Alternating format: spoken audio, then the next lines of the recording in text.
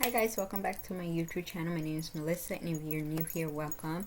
My name is Melissa and I do true crime. I actually focus on missing children cases.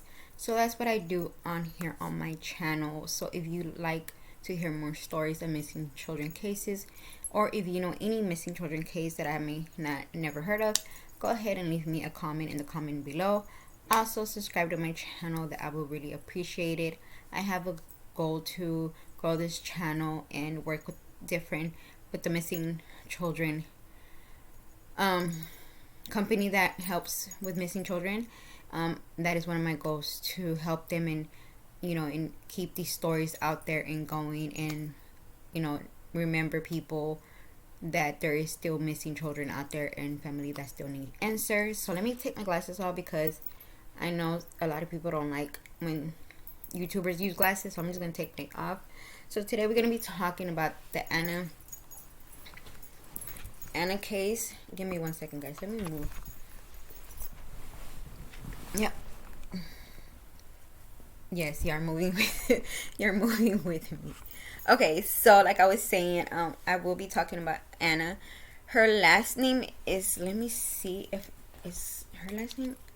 I don't know how to say her last name, and I don't like, especially when it comes to a child, I don't like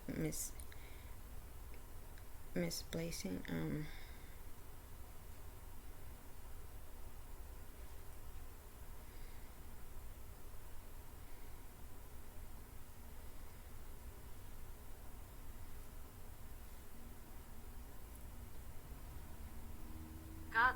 Gotlib. So we're gonna be talking about Anna Gotlib. So let's go ahead and get started. So Anna Gotlib was born on May 5th of 1971. Was a Soviet immigrant from disappeared at age 12 from her premises of Louisville, Kentucky, on June 1st of 1983. The case to find her doctor was covered heavily by the Louisville news media and searched for the next 25 years until her person of entry was eventually defined. Anna, a Soviet Jewish immigrant, came to the United States in 1980 and was fluent in both English and Russian. Anna was last seen on June 1st of 1983 between 5:30 and 6 p.m. She was visiting the Basford Mall across the street from the apartment complex where she lived with her family. Her bike was later found outside the Bacon's department store in the mall. I've never heard of that. I don't think I've ever seen an apartment like right across apartments. I've never seen a mall across some apartments. I've seen schools across an apartment. I've seen houses across a school, but I've never seen a mall or even a house across the mall. Does that make sense? I think I just confused myself, y'all. The FBI headed the investigation. Police followed up thousands of leads and questions between 30 and 40 suspects over the years. 3 days after her disappearance, a police dog traced her scent to the apartment of Easter. I'm not even going to try to say his name. I'm not trying. The grandmother of the last person to see Anna alive. The grandma said Anna had never visited the apartment, and after a thorough investigation, her family police concluded that the dog had been in error. Other investigating include a sex offender who had been at the mall within an hour of Anna's disappearance, a serial sex offender who had supplied an alibi. I just have a question. Why was he out, even if he was like a serial? You know what? Never mind. Be not the first time I hear this, and probably will not be the last.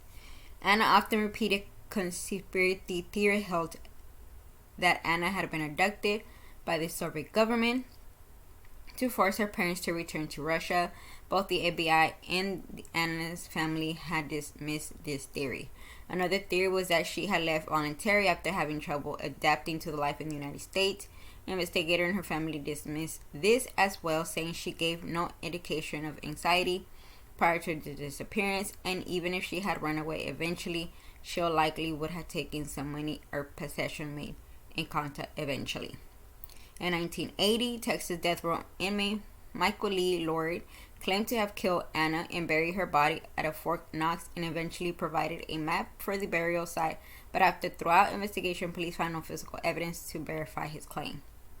And I'm just gonna put it out there with these type of cases, especially in someone who's in death row, they will try to say that they committed a crime because that basically helps them. They know they're gonna die eventually, and they're on death row, so they're in their crazy mind. They're like, let me just say that I commit this crime, so my death sentence will be held longer. Yes, they've done it. I've seen it so many times, and trust me, there's probably so many serial people, not serial killers, but people in death row that probably have committed that they did a crime that they really didn't, because they're trying to avoid dying, so they want to try to make their death penalty or the day, because eventually the government is gonna, in the prison, are gonna pick a day that they want him executed. So that's the power that they withheld on the family's victims in the in the state. Up through the 2008, Louisville Metro Police Department still lists the disappearance as an open case. Nevertheless, it was considered a cold case due to the amount of time that had passed. The investigation document fell for filing cabinet. On December 4th of 2008, Louisville Metro Police announced a major break in the disappearance case of Anna. A spokesperson for the LMPD commenting a new development in the case suggests that it was the police belief that convicted felony and former veterinarian George Oakley Jr., who had been a suspect since the initial disappearance in 1983, had possibly been responsible for the young girl's disappearance. Oakley died in Alabama in 2002, and after being released from the Kentucky State Reformatory in Lagrange on a medical pardon, where he was serving time for burglary and rape, the case was similar to the Anna case by the fact that the victim was a 13-year-old girl having red hair. Police believe that Oakley followed Anna to the Batesford Major Mall parking lot, where he abducted her having nothing but her bike. Y'all need to stop letting these people go, okay? Just because they turn old in prison, because they're old and they have some medical problem. No, y'all leave their butts in prison and let them die in prison, because that's where they belong. They got themselves in that situation. They should stay in prison. That's all I'm saying. Stay in prison. Don't take them out because they're old. So, they do not. No. According to a man who had once served in a Kentucky prison in the late 1980s and early 90s with Oakley confessed to abducting Anna, killing her with an overdose of Taline, a painkiller. Police had considered Oakley a suspect in Anna's case since January of 1984, when Oakley was arrested and eventually convicted of raping 13-year-old Louisville girl. Oakley failed polygraph testing concerning Anna, but police never had enough evidence to tie him to her disappearance. Due to the startling way in which Anna had vanished in broad daylight without no trace, it was a key case that led the United States Congress to create National Center for Missing and Exploring Children in 1984 to commemorate departments involved in missing person cases. The center credits that the Anna case with increased national awareness of missing and abducted children and revitalizing how missing children cases are handled. One new technique that came out of the investigation was the use of billboards and other tactics to generate whispered awareness of missing person, which was considered fulfilled according to conventional wisdom of the time. And that is the sad story of Anna. I think I agree with the detective. I think Mr. Oakley has something to do with it. Mind you, he did do it to another 13-year-old, and they were the same. They both had red hair. I don't think she ran away. I don't think that the government from Russia came looking for her. I don't think nobody close to her hurt her. I think that it was him. I feel like he was the one who did it. And and it just sucks that we still don't know where her body's at. And and and the only way this case is gonna be solved is if they find her body, and hopefully they'll be able to get some type of DNA, depending on how the body is and where the body is at. It sucks. It really sucks when you have a suspect but you can't do anything about it because you don't have evidence. That part, and it probably sucks for the family too. And it's like, this is why I do these type of stories. This is why I wanted just to focus. When I started my channel, I was focusing on different stories. I was doing cold case, unsolved, innocence, Jane Doe. I was doing everything, but I feel like missing children cases felt more my thing. Like, I don't know if another YouTuber does missing cases and that's all they talk about. I don't know. I don't know, because I haven't really searched. But yeah, I feel like this is my calling. This is what I was meant to do. This is what I want to do.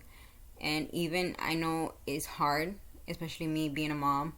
I would not wish this on anybody. But yeah, I am so passionate about this, and I know that these families need answers. Like like all these families need answers. They want to know. They want to know where their children is.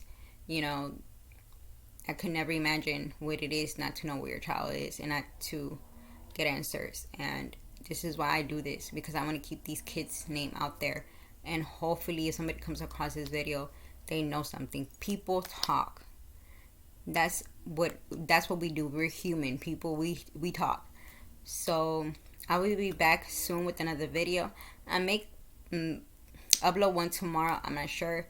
Like, if you're new here, when I am with my mom, I live with my mom for right now.